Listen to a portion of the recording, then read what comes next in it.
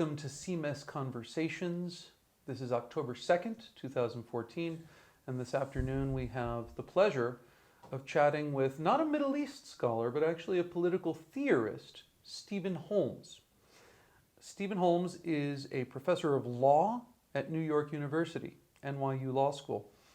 He's the author of so many books that I would eat into our time if I were to mention them all. I'll just mention a few of them. The Anatomy of Antiliberalism, The Matadors Cape, America's Reckless Response to Terror, Passions and Constraint on the Theory of Liberal Democracy, and The Cost of Rights, Why Liberty Depends on Taxes.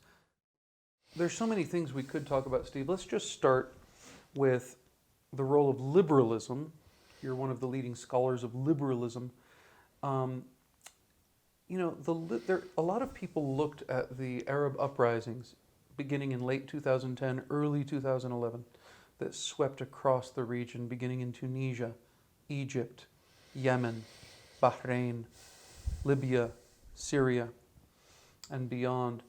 And they said, after a decade of terrorism and the war on terror, jihadism, what a refreshing departure. You have the role of jihadis and militant Islam is completely marginal to what's going on. These are anti-authoritarian revolts, popular uprisings against dictators. There were no sort of leaders as such, but the main organizers and protagonists in these uprisings seem to be, broadly speaking, what you might call liberals, which is to say young, typically professional, college-educated, sometimes students, with a real spectrum of worldviews, but the unifying theme seemed to be a revolt against authoritarianism, a revolt against dictatorship, the slogans, the demands, dignity, justice, freedom, democracy. And so there was this idea, this feeling around the world that there was almost a liberal moment in the Arab world. Now here we are 3.5, almost 4 years later, and there's a sense that that liberal moment was really an illusion. That in fact what you see is the dictators, some of the dictators were brought down, some weren't, some are still in power, fighting for their survival in a bloody civil war. But even in the countries where the dictators were brought down, with the exception of Tunisia, where the story still remains, unfolding.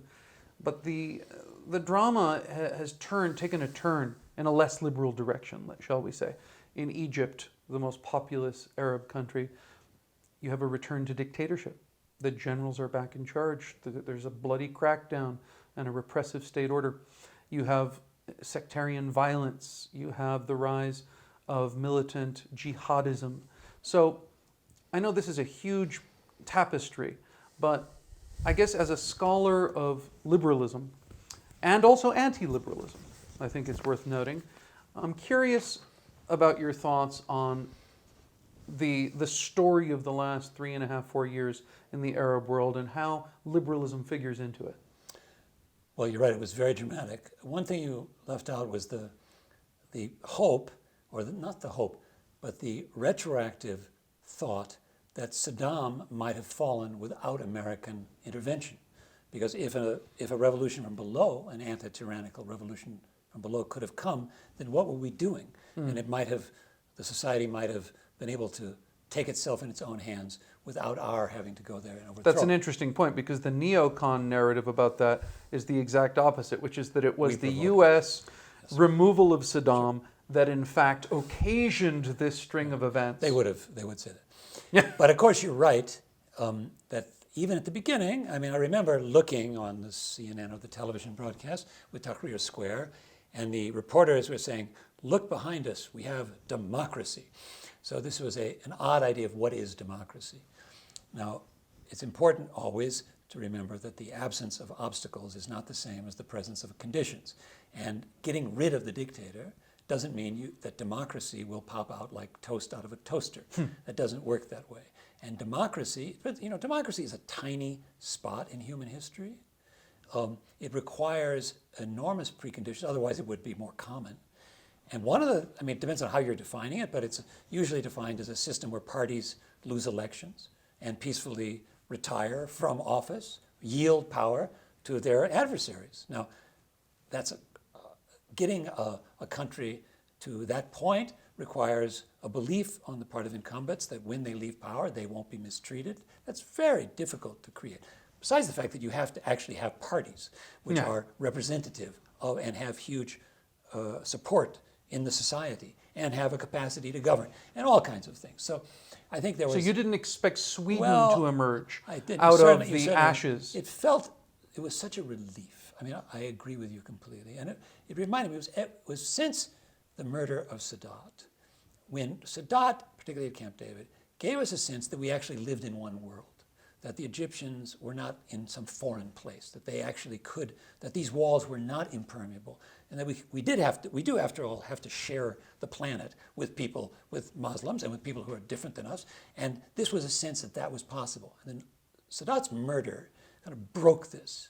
It's as if anyone there making a gesture of this kind, in this case toward our ally Israel, whatever you want to say about that, is that openness was broken. And this movement there made us look, they're just like us. And of course, you're right. These were the liberals. They were there. They were asking for freedoms of speech and freedom to publish and freedom to live their lives and to join the world, join. That's right. And some people likened that moment to 1989 in Eastern Europe, an area that you've spent a lot of time thinking about. You know that great. In Fatima Mernisi's book on Islam and democracy, remember how she begins it? She's in Rabat on November 9th, 1989, and she's trying to buy a piece of fruit or something. And the vendor says, I know you're an important person, but I'm watching television. And they were watching the wall be breached. And she said there was this incredible emotional sense of Islamic society living behind walls and behind veils, and the idea of freedom breaking out was so moving. And then 1 year later, a year and a half later, there's American bombers blowing up Baghdad or killing Iraqis, and all of a sudden people were retreating back in. So I think you're right that somehow the period, this was another moment, like 89 maybe, where there was a feeling like they're joining the world, and we do actually share the world with everyone, instead of Islam versus the West or whatever kind of divisions you want to say. And so the hope, of course, it's wishful thinking. It was wishful thinking. It was, and you meet people, of course, you meet individuals who share everything with you and are just like everyone you would know. But their personal beliefs, their personal commitments don't mean they have power in the society. How do they organize? This has to do with, can you organize a society? As opposed to tearing down a regime. Well, that you can tear down a regime and you can make but then to actually make the thing function, and these are people who are also idealistic. Of course, they're idealistic. Right. It's like you and I couldn't really create a government. You have to be something of a gangster actually to create a government, like King David or something. So I think it was. I mean, I still love the feeling of the time, because I think it is true that the emotion that led to the illusion was that we actually have to share the planet with everyone living on the planet.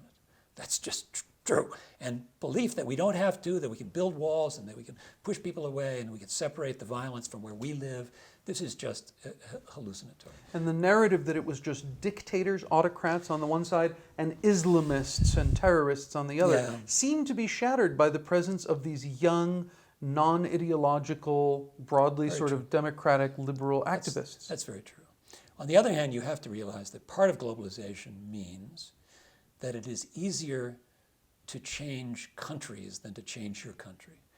Once exit is possible and you get educated, young, intelligent people, many of them, looking at the difficulty of reform in their own country, will leave. And that's what's happening all over the world. And one of the reasons you get retrogressive movements, this is definitely true in Russia, but you have those young people, the ones who are most liberal, most westernized, they leave. A lot of them leave.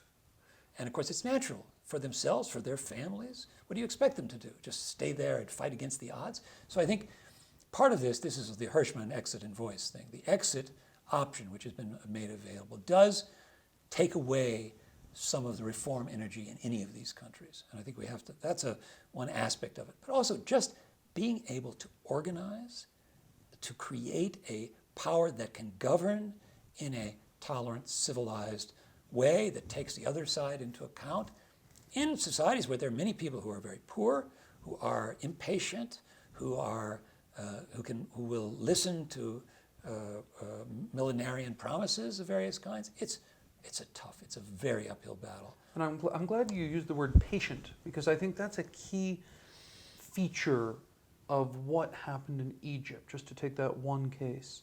So in Egypt, what's so fascinating is you had this uprising that tore down, we can debate whether it was a revolution or not, but it was an uprising, it was a revolt, and it did bring down a dictator. But the question is what followed it. And you had the emergence of something like a democratic transition. You had elections, a lot of elections, which brought the Muslim Brotherhood to power. And the liberal revolutionaries and the secularists and the leftists and the youth activists felt horribly betrayed by this. Some of them even voted for Morsi in the runoff just because he was the non-ancien régime candidate. But immediately, they felt betrayed. They felt that the revolution had been torn asunder, subverted, and that their revolution, there was this sense of proprietary... and colonized and confiscated and taken over by these, and very, Morsi's government was so... The way it behaved was really so short-sighted. I'm so surprised that they didn't learn from the Erdogan example or the Turkish example of taking their time, even if this is what they were trying to do it so crudely, to alienate the society so quickly. It shows how incompetent, besides other things. And of course, but would you have expected them, because as you pointed out, you have to have political parties. There really were no functioning political parties in Egypt under decades of autocracy. Yeah, that's true. This is just correct. You can't, you open the door and what happens. And I think the story is so dramatic because, after all, the Sisi government taking back power, they did pretty terrible things. They shot up the people from the rooftops, Rabah massacre. Massacres. And despite that, the people who support him were, because what they saw on the other side was something worse. And I think that's something you have to face up to. Sisi has enormous support in the country. This is hard. This is hard. And mind you, there's a kind of mythology about autocracies and democracies. Actually, democratic leaders need less support than autocratic leaders. Because Obama can govern even if he's got 30% of popularity, because he has institutions. In a place where you have very few institutions, you need popularity. You really do have to have it. And he has it. So you see Sisi mania, the cult of personality that developed. He's got it, and it's also because of protection against what was seen as this very aggressive and then unpredictable movement that has its own agenda, which is closing off opportunities. And I think also the question is, what kind of future does the government offer you? Right. And I think the Tahrir Square demonstration, this was, we want a future. We're going to own our own future. We're going to make our own future. And the Brotherhood was really saying, your future is really the past or something. It's something that we're going to go back someplace where you don't want to be. We're going to drag you someplace. And once we get there, that's it. You're not going to be able to escape again.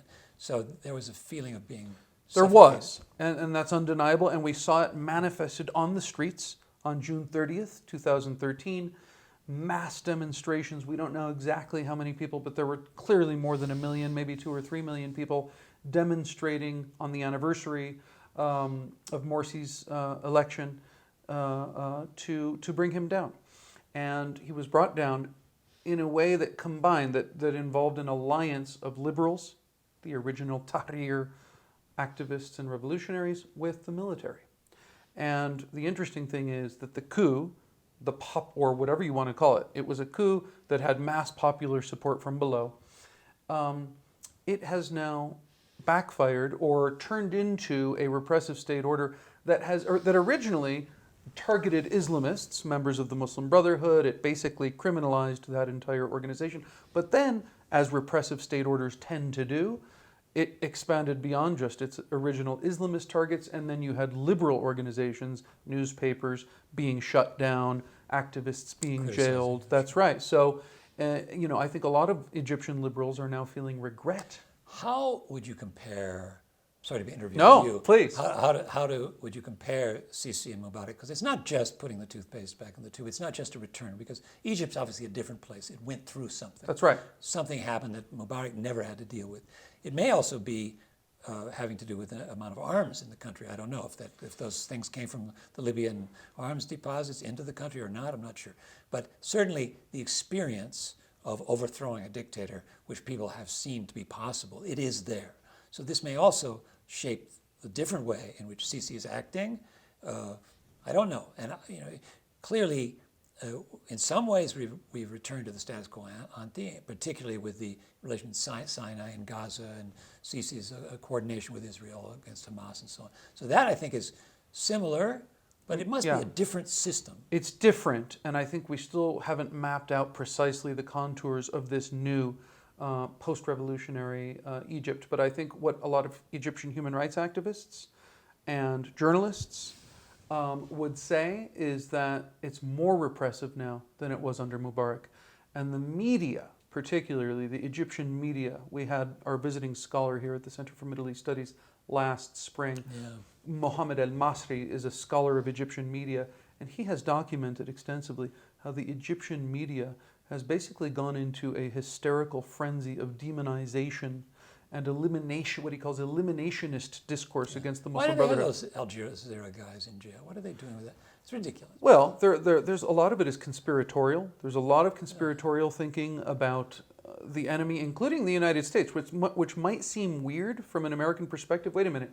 Egypt is receiving, it's the second largest recipient of U.S. aid in the world. We had this democracy promotion unit, or the Republican, I don't remember, there were several that's people who right. died who weren't in the country. That's right. Who died in absentia. That's right. And over the summer when Obama announced a very cosmetic reduction of military aid to Egypt, Sisi actually rode a wave of anti-American sentiment where he said, I'm standing up to America, and we are the anti-Americans. And the Muslim Brothers were painted actually as Obama lackeys, that there was a conspiracy between Obama and the Muslim Brothers. They were even accused, the brothers, of being Zionists and tools of Israel.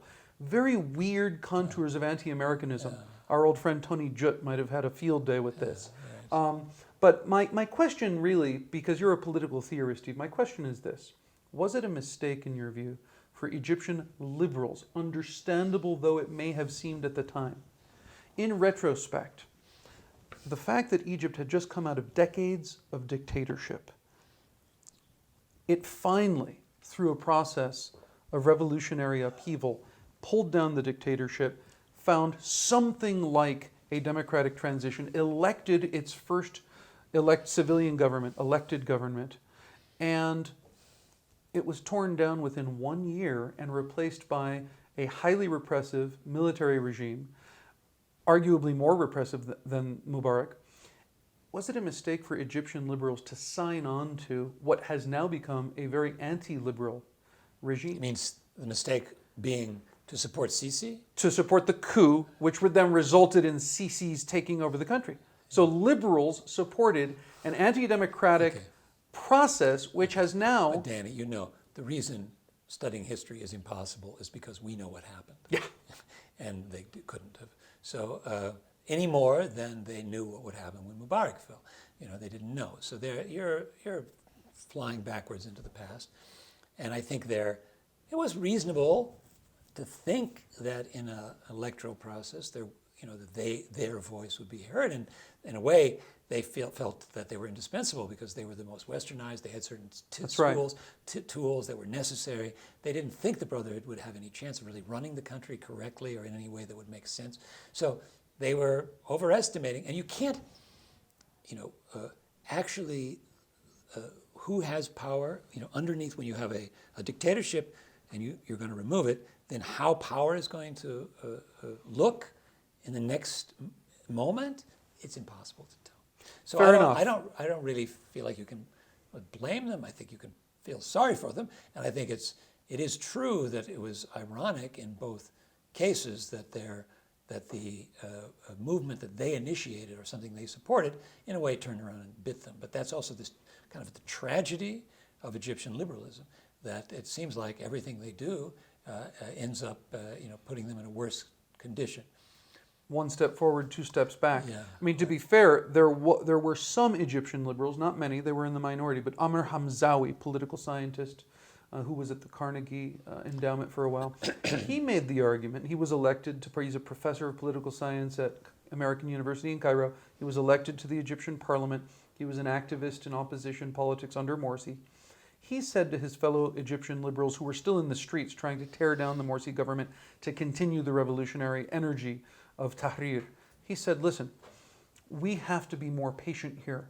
We cannot run a country completely through street protests. We need to build a party. We need to contest for elections. That's not as romantic. There's not as much immediate gratification in that as continuing the revolutionary struggle. But we need to organize for the long haul and beat the Muslim Brothers at the ballot box. Because in the long term, it's in the long-term interest of Egyptian democracy and also ourselves to not let this democratic experiment go off the rails.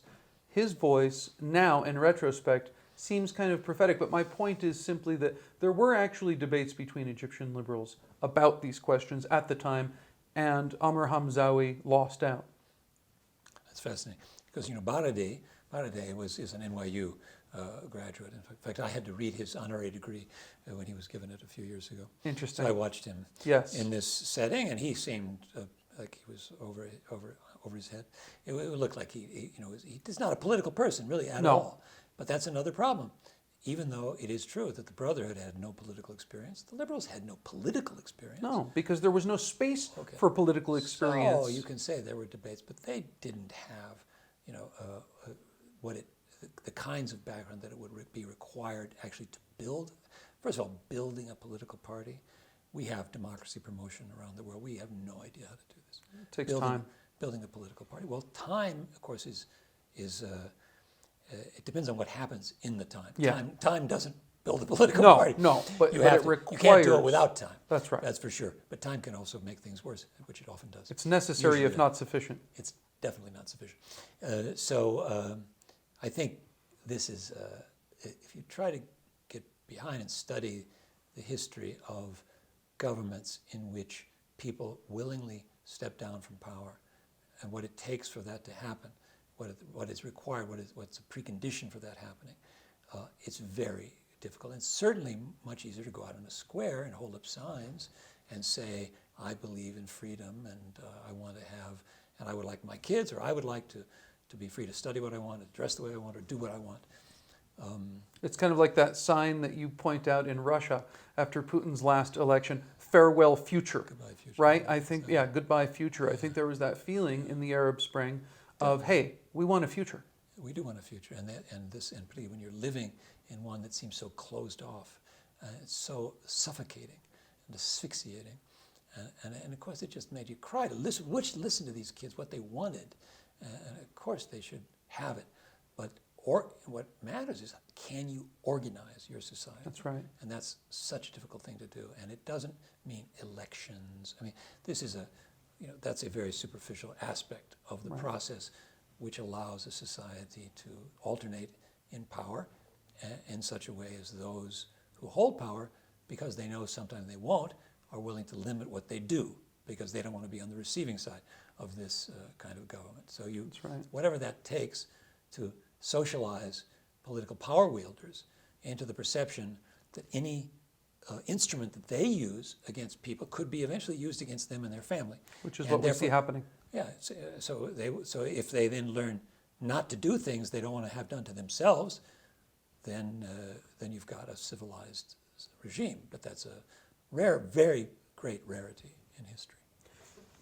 So Stephen, let's move from Egypt to the Levant. You wrote a book called The Matadors Cape a few years ago, and I had the pleasure of helping our mutual friend Tom Gagan bring you to Chicago to give a couple of talks about that book. And I love that title, which is really about this metaphor that you have that the United States was lured after 9/11 into this war on terror, this game that actually bin Laden very much wanted to bring America into.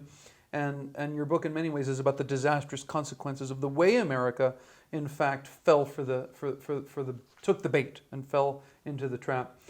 Let's flash forward now. Here we are in late 2014, and an organization called ISIS, or the Islamic State, has taken over a swath of territory between Iraq and Syria that's roughly the size of Britain. The beheadings one could argue that the beheadings were actually something like the Matador, trying to draw the bull into a game, right? I mean, a lot of Syrians would say, hey, the United States is now getting mobilized after 2 beheadings. ISIS has been murdering us for several months now. We've got a huge body count. You didn't seem to care.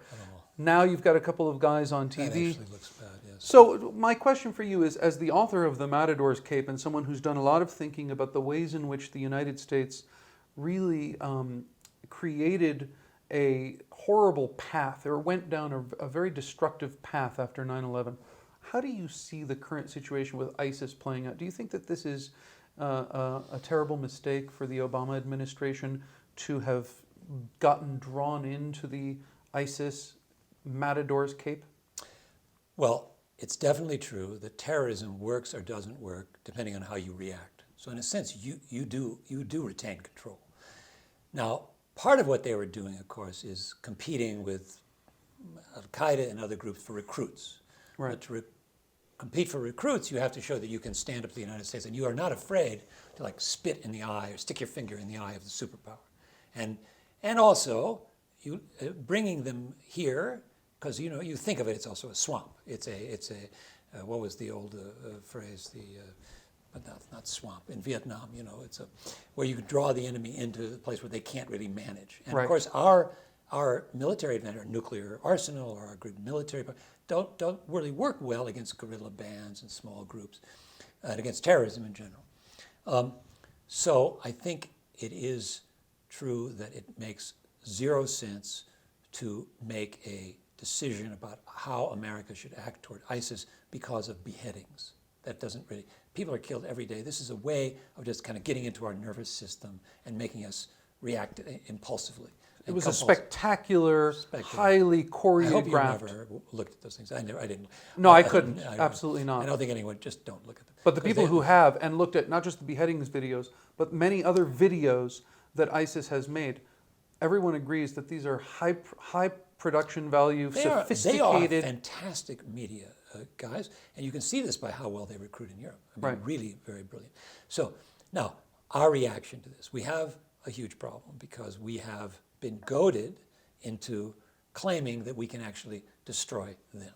And it's going to take a long time. First it was just degraded, right. Then it was upgraded and to Obama destroy. has fallen for this. It allows them to define victory, because all they have to do is survive, and then they win. So we should never have said, we are going to destroy you. That is a mistake. But the conditions for being able to reclaim this territory are very hard to come by. So on the Iraqi side, we seem to be counting on our ability to create a non-sectarian, non-ethnic Iraqi army, something we tried to do for 10 years and failed to do completely. When the United States occupied the country, it didn't work, partly because of the great distrust.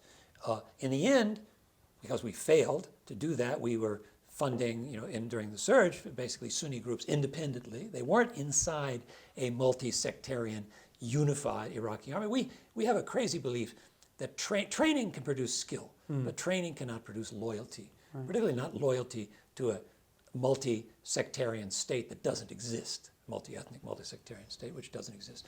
So we are saying that the Iraqi army that's going to be the boots on the ground to oust ISIS from its Iraqi holdings in Mosul and so forth is going to be created by more training, an inclusive government in Baghdad, all things we have tried to do and we have not been able to do when we were there, when we were totally committed to doing it. So I think this is a kind of a hallucinatory politics. On the Syrian side, obviously, we are trying desperately, as we bomb ISIS, to say we're not being the Air Force for Assad or for Iran. But the consequence is we are acting as the Air Force for Sunni monarchies, which was, as you remember, was one of the reasons why the United States was so vilified by supporting these monarchical regimes that were not in any way sensitive to their populations. So The ironies are manifold. very much, and I think there's no route forward. I think anything we do now doesn't work. And so I don't see a strategy. And obviously the question isn't, should we bomb or not? Is it going to give us anything? Will we be better off? Now, of course, protecting the Kurdish territory, that's one thing, which is going to force us to break our principle of not arming the Kurds except through Baghdad. And I think the French are doing it, but I don't know exactly what's happening, but that's going to happen. And it will lead to more Kurdish autonomy and maybe independence. That also means when the Kurds go out, there's even less possibility of any kind of Sunni Shiite rapprochement in Iraq. So I think we are basically in over our heads. We don't really know how to control this. And as we were talking about before, I think the only way, there's an old principle in foreign affairs that when you can't solve a problem, enlarge it. Back off a little bit. And the regional problem is this Sunni Shiite civil war, or this Saudi-Iranian conflict, in which you have proxies, you have Hezbollah, and the Iranian advance with Hezbollah and into Iraq. Finally, thanks to the United States, we have another irony. Finally a giant Arab Shiite power, and that's never an oil power in alliance with Iran. And this, of course, has enraged and frightened the Saudis and all of the Sunni powers in the world. So we have kind of created this condition. And if I would have any priority for American foreign policy, since we are neither Sunni nor Shia, then we have, I would think, an obligation not to say let them kill each other, which is, I think, the cynical, which there are people in the administration and in other countries, not to be mentioned, where this is the idea. That's right. It's the Sarah Palin view, let Allah sort it out. Yeah, exactly. So this is terrible because the consequences are horrifying for the deaths in these countries and for the ripple effect, not just refugees, but for the ripple effect in general in the world.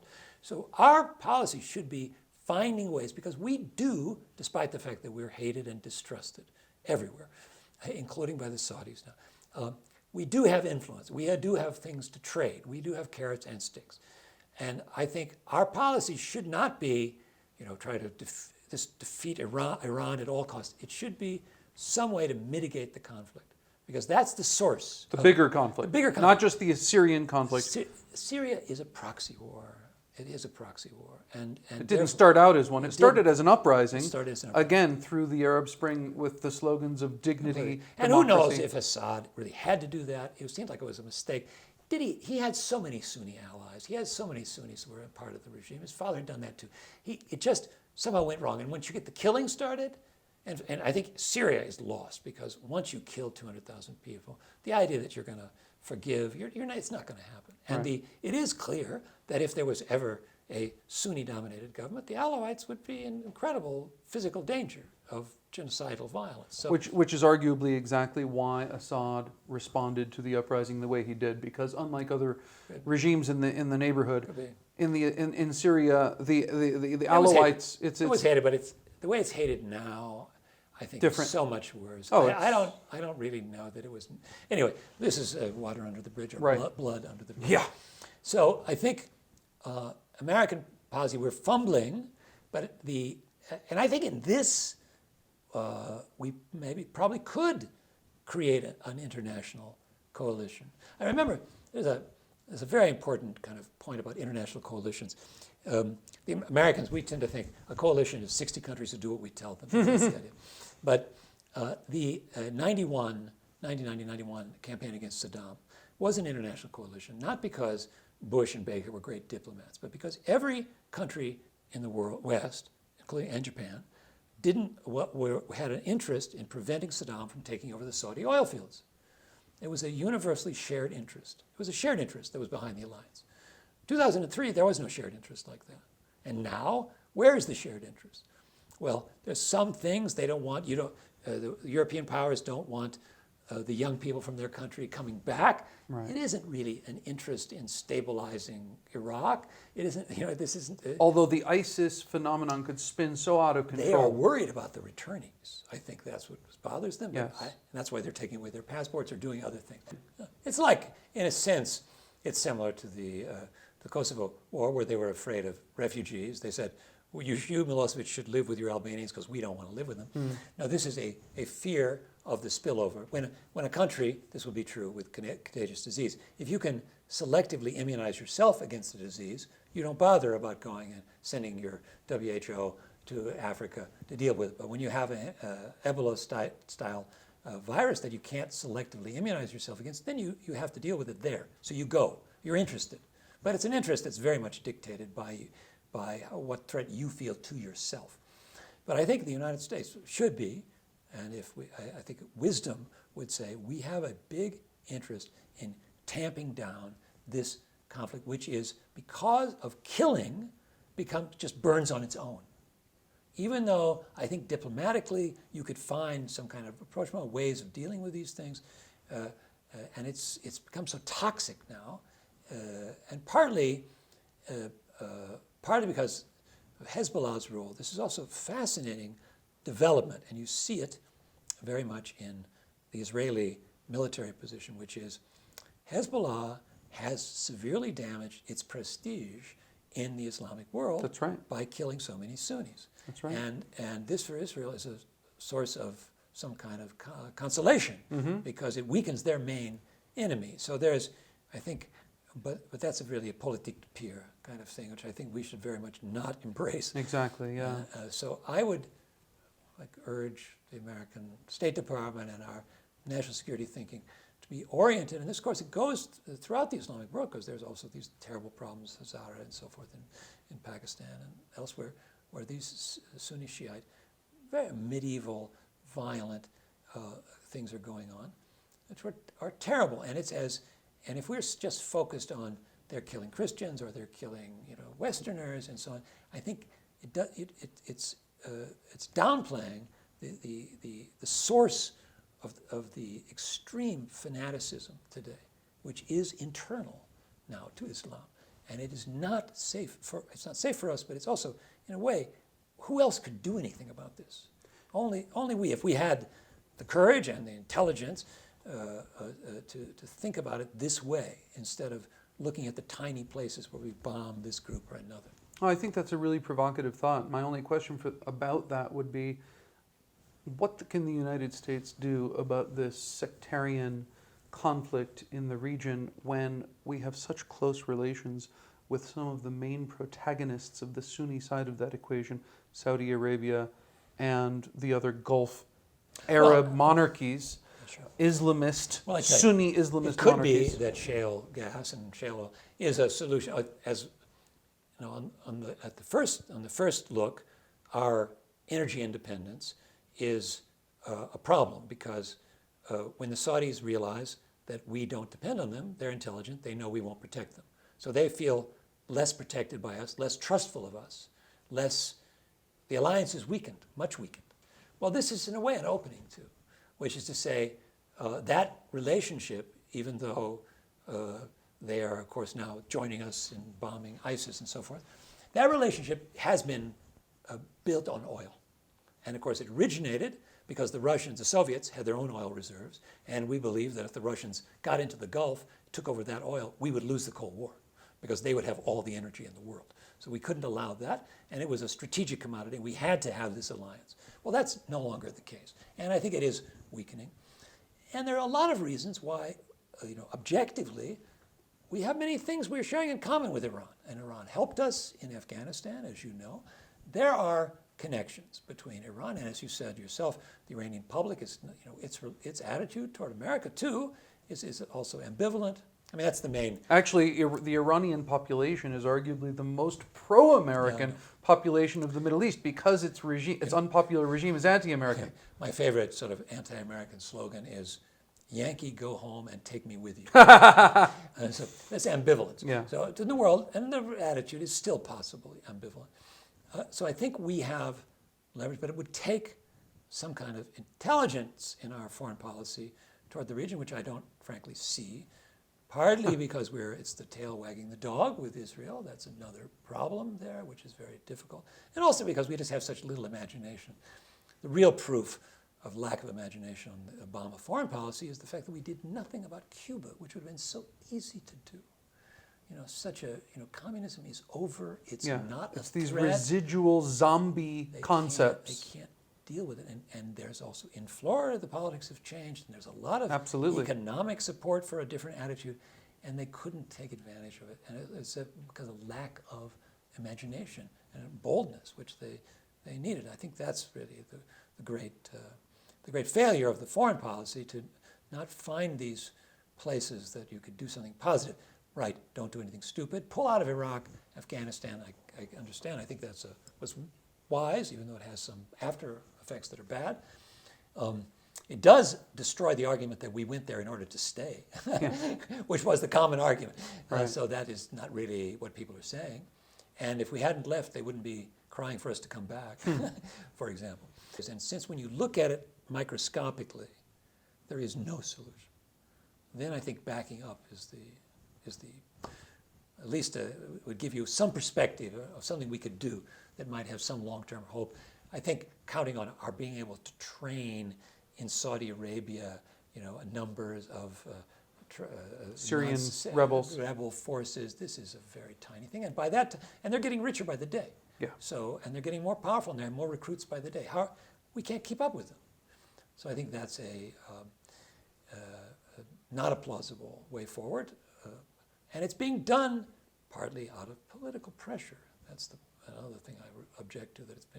I feel like he's being clobbered domestically, and he's done this without really knowing where it's going. It's a sort of halfway policy that does neither. It accomplishes nothing, and it angers a lot of people. Correct. But Steve, this has been a pleasure. Thanks so much for sharing your afternoon, and hope to be in touch.